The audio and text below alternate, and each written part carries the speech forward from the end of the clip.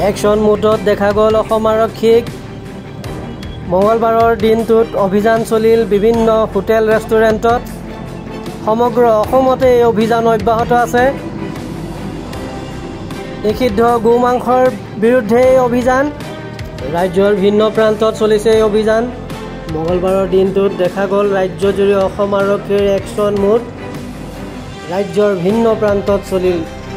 গো মাংসৰ বিৰুদ্ধে অভিযান হোটেল ৰেষ্টুৰেণ্টৰ গো মাংসৰ ব্যৱসায় সন্দৰ্ভত চলিল অভিযান কালত জব্দ কেজিয়ে নিষিদ্ধ গো মাংস সমগ্ৰ ৰাজ্যত দেখা গ'ল অসম আৰক্ষী একশ্যন মোডত নিষিদ্ধ গো মাংসৰ বিৰুদ্ধে তীব্ৰ অভিযান অব্যাহত ৰাখে অসম আৰক্ষীয়ে ৰাজ্যৰ ভিন্ন প্ৰান্তৰ হোটেল ৰেষ্টুৰেণ্টসমূহত ব্যাপক তালাচী অভিযান অব্যাহত ৰাখি কেজিয়ে জব্দ কৰিছে নিষিদ্ধ গো মাংস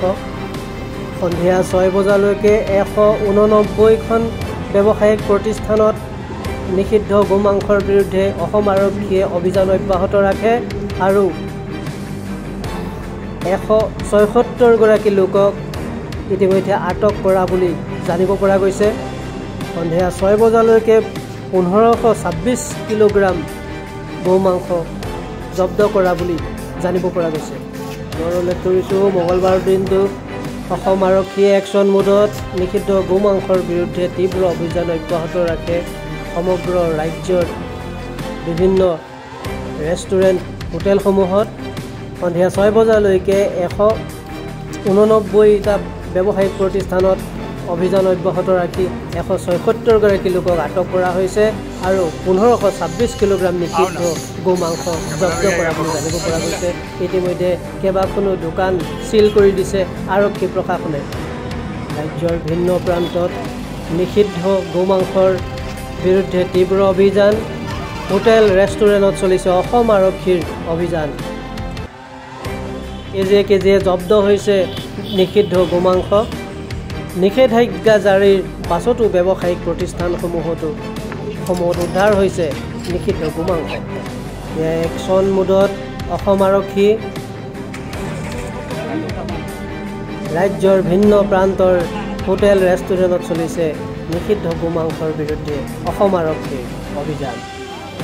চৰকাৰী নিৰ্দেশনা জাৰিৰ পাছতো কোনো কেৰেপ কৰা নাছিল এইসমূহ হোটেল ৰেষ্টুৰেণ্টে মন্দিৰ ধৰ্মীয় অনুষ্ঠানৰ 5 কিলোমিটাৰ পৰ্যন্ত দূৰত্বৰ ভিতৰত নিষেধাজ্ঞা দিছিল চৰকাৰে যাতে গো মাংসৰ ব্যৱসায় বন্ধ ৰাখে মন্দিৰ ধৰ্মীয় অনুষ্ঠানৰ 5 কিলোমিটাৰ দূৰত্বলৈকে গো মাংস বিক্ৰী নিষিদ্ধ কৰা হৈছিল চৰকাৰী নিৰ্দেশনা জাৰি কৰা হৈছিল কোনো গুৰুত্ব আৰোপ নকৰিলে একাংশ ৰেষ্টুৰেণ্ট আৰু হোটেলে যাৰ পৰিপ্ৰেক্ষিতত অসম আৰক্ষী মঙলবাৰ দিনটোত বাধ্য হৈছে তীব্ৰ অভিযান অব্যাহত ৰাখিবলৈ পুনৰ উল্লেখ কৰিছোঁ ৰাজ্যৰ ভিন্ন প্ৰান্তৰ ৰেষ্টুৰেণ্ট হোটেলসমূহত অসম আৰক্ষী একশ্যন মোডত এই দৃশ্য হৈছে হোজাই জিলাৰ ডবকাতো দেখা গৈছে অসম আৰক্ষীৰ তীব্ৰ অভিযান হোজাই জিলা আৰক্ষী অধীক্ষকৰ নেতৃত্বত চলে এই অভিযান কালত একাংশ হোটেল ৰেষ্টুৰেণ্টত জব্দ হৈছে নিষিদ্ধ গো মাংস আৰু এয়া দেখা গৈছে ডবকাৰ যমুনা হোটেল চিল কৰি দিয়া হৈছে ডবকাৰ হোটেল ৰেষ্টুৰেণ্টতো উদ্ধাৰ হৈছে নিষিদ্ধ গো মাংস আটক কৰা হৈছে একাধিক লোকক হোজাই জিলাৰ ডবকাৰ দৃশ্যয়া একাংশ হোটেল ৰেষ্টুৰেণ্টত অব্যাহত আছিল নিষিদ্ধ গো মাংসৰ ব্যৱসায় চৰকাৰী নিৰ্দেশনাৰ নিষেধাজ্ঞাৰ পাছতো এনেদৰে ব্যৱসায়িক প্ৰতিষ্ঠানসমূহত অব্যাহত ৰাখিছিল নিষিদ্ধ গো মাংসৰ ব্যৱসায় মঙলবাৰ দিনটোত অসম আৰক্ষীৰ একশ্যন মোডত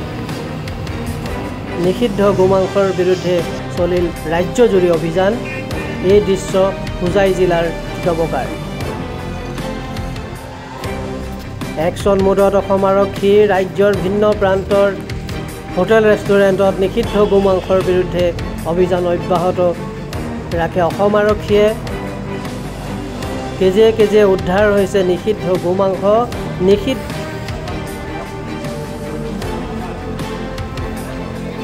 ৰাজ্যজুৰি অসম আৰক্ষীৰ তীব্ৰ অভিযানত জব্দ হৈছে সন্ধিয়া 6 বজালৈকে 1526 কেজি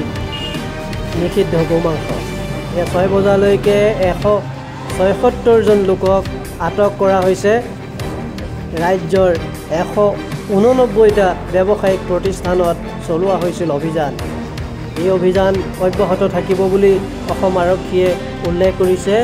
পুনৰ উল্লেখ কৰিছোঁ, মঙলবাৰৰ দিনটোত দেখা গ'ল অসম আৰক্ষী একশ্যন মোডত